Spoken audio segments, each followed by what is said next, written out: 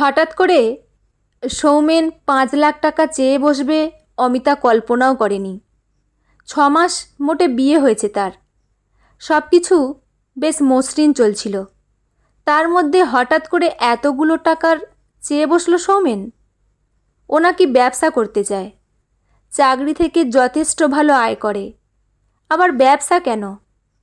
তাছাড়া টাকার অঙ্কটা, এই টাকাটা বাবার কাছে চাইলে হয়তো তেমন কিছু বলবে না, কিন্তু একটু হলেও বিরক্ত হবে তো বটে।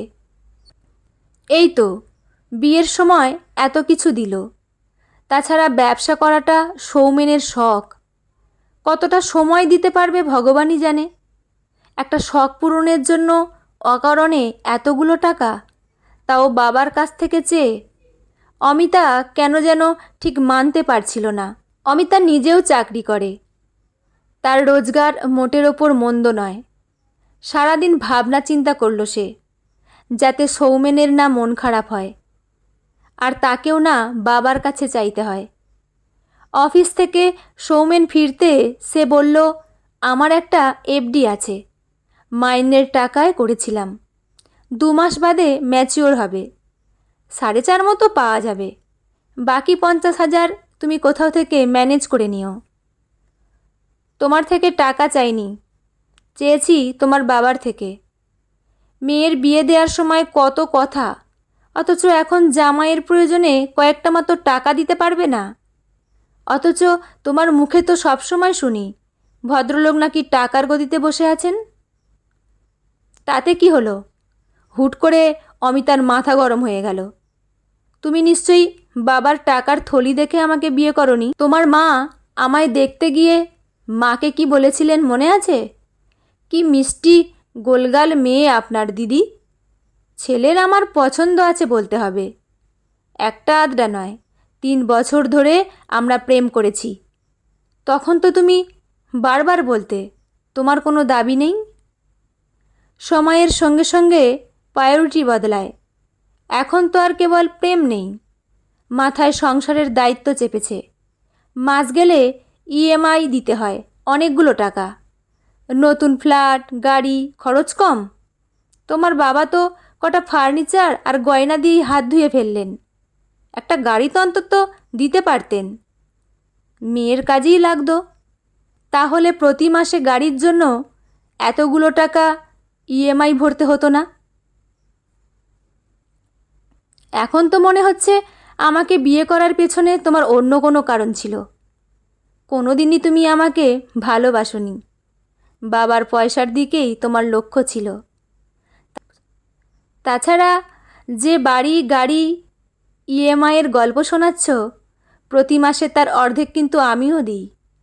তাছাড়া সংসার খরচের পুরোটাই প্রায় আমার থেকেই যায়, কারণ অর্ধেক সময় উইকেন্ড পার্টি, ফ্রেন্ডস, কলিগদের সঙ্গে শর্ট ট্রিপের চক্করে তোমার হাতে টাকা থাকে না। এখন বুঝতে পারছি তোমার আসল উদ্দেশ্য ছিল আমাকে এক্সপ্লয়েট করা। এতক্ষণে ঠিক বুঝেছিস তুই।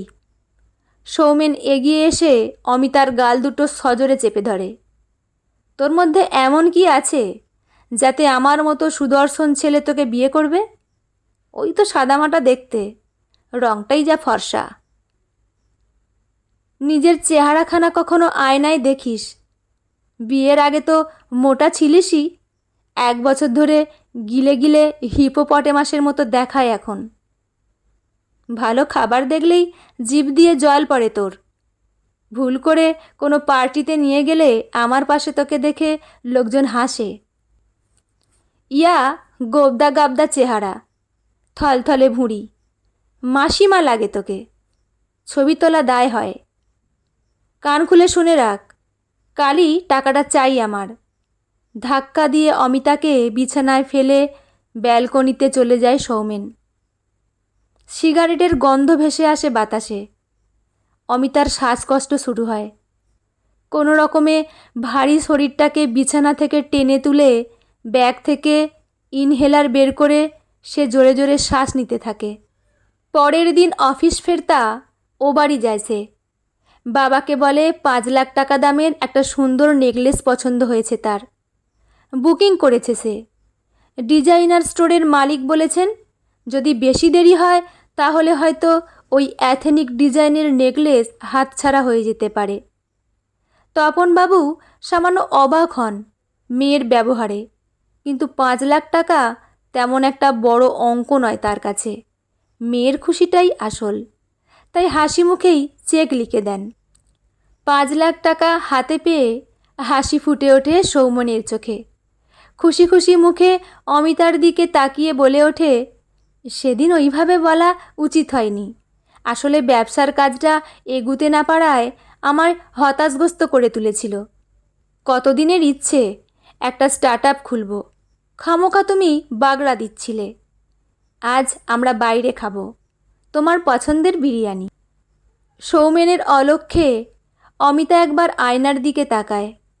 ভারী থলথলে চেহারা কি তাকে বিদ্রূপ করে? আগুনের আঁচ পড়তে পারে না সৌমেন। নতুন ব্যবসাকে কিভাবে ঢেলে সাজাবে সেই চিন্তায় মশগুল হয়ে পড়ে। কেটে গেছে বছরখানেক। অমিতা এখন যথেষ্ট আত্মবিশ্বাসী। চেহারায় মেদ এখনও আছে তার, তবে নিয়মিত যোগা ট্রেনিং তাকে অনেক টান টান করেছে, ফিরিয়েছে আত্মবিশ্বাস। এখন সে কেবল একজন ওয়াকিং ওম্যানই নয়, সে সাহসী, আত্মবিশ্বাসী, সঠিক সময়ে সঠিক পদক্ষেপ নিতে পারা নারী। সেদিনের অপমান একদিনের জন্য ভোলেনি অমিতা। এর মধ্যেও সৌমেন আরও 2বার টাকা নিয়েছে, বলেছে ধার হিসেবে। অমিতা আর বাবার কাছে যায়নি, সৌমেনকে কিছু না জানিয়ে নিজের অ্যাকাউন্ট থেকেই দিয়েছে। বিশ্বাস জন্মাতে সৌমেন কাগজে সইও করেছে। বলেছে আগেই তো বলেছিলাম ধার হিসেবে নিচ্ছি, ব্যবসা দাঁড়িয়ে গেলেই ফেরত দিয়ে দেব। কথাটা বলার ফাঁকে সৌমেনের ঠোঁটে যে বাঁকা হাসির ছোঁয়া লাগে, অমিতার তা নজর এড়ায় না। সে সব দেখে আর ভেতরে ভেতরে দৃঢ় হয়। এর মধ্যে বেশ কয়েকবার গায়ে হাতও তুলেছে সৌমেন। চুপচাপ সহ্য করেছে অমিতা। সৌমেন হেসে হেসে বলেছে, তোকে ধামসে মজা, যা মোটা তুই। আমি বলেই এই মুটিকে বিয়ে করেছি, যতই চাকরি করিস তোকে কে বিয়ে করতো। সৌমেনের আবারও কিছু টাকার দরকার। এবার টাকা চাইতেই ঘুরে তাকালো অমিতা। এতদিন সৌমেন মশগুল ছিল নিজের মধ্যে। সে অমিতাকে টেকেন ফর গ্রান্টেড নিয়ে ফেলেছিল। চেয়ে দেখেনি ভেতরে বারুদের স্তূপ জমছে, অপেক্ষা শুধু ফেটে পড়ার। গম্ভীর মুখে অমিতা বলল, টাকা দিতে পারবো না, আগের দেয়া টাকাগুলো ফেরত দাও, সুদ সমেত। এতদিন সহ্য করেছি শুধু এটা ভেবে, আরও ঠিক কতটা বাড়তে পারো তুমি, কিন্তু আর নয়, আর কোনো টাকা পাবে না তুমি। আগের টাকাগুলো ফেরত না দিলে কোর্টে নিয়ে যাব তোমায়, তখন বুঝবে। বড্ডবার বেড়েছিস দেখছি, আর একবার মার খাওয়ার সময় হয়েছে মনে হচ্ছে। টাকাটা আমার কালই চাই। সৌমেনের উদ্যত হস্ত এগিয়ে এলো অমিতার চুল ধরার জন্য। কে মারবে? তুই? অমিতার ঠোঁটে তাচ্ছিল্যের হাসি। সৌমেনের উদ্যত হাত পলকে মুজড়ে দেয় সে। টাইলস বাঁধানো ফ্লোরের ওপর বসে পড়ে সৌমেন। যন্ত্রণায় কোকিয়ে ওঠে। এতদিন সে একতরফা আঘাত করে এসেছে, আজ পাল্টা আঘাত আসতেই সহ্য করতে পারে না।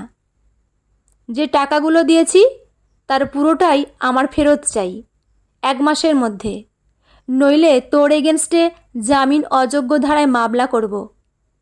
তখন চাকরিটা থাকবে তো? কিন্তু তুমি কেন অমিতা, কেন এমন কেন করছো তুমি? মেঝে বসেই তোদলাতে লাগলো সৌমেন। যেদিন প্রথম তুই আমার গায়ে হাত তুলেছিলিস সেদিনই সিদ্ধান্ত নেওয়া হয়ে গিয়েছিল, এর বদলা না নিয়ে আমি ছাড়ব না। সেদিনের পর থেকে প্রত্যেকটা দিন শারীরিকভাবে নিজেকে ধীরে ধীরে শক্ত করেছি। একের পর এক হার্ডল পেরিয়েছি, প্রতিবন্ধকতা কাটিয়ে উঠেছি। সেদিন আমি ভীতু ছিলাম, ভয় পেয়েছিলাম, কিন্তু আজ আমি সাহসী, শরীরে ও মনে। এর জন্য আমি তোর কাছে কৃতজ্ঞ।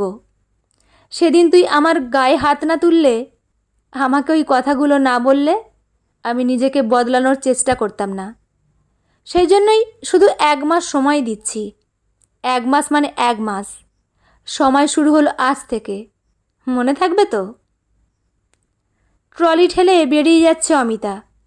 পেছন থেকে কাতর গলায় সৌমেন বলল, আর একটা সুযোগ কি দেয়া যেত না? মানছি আমি ভুল করেছি, কিন্তু এই ভুল আর হবে না।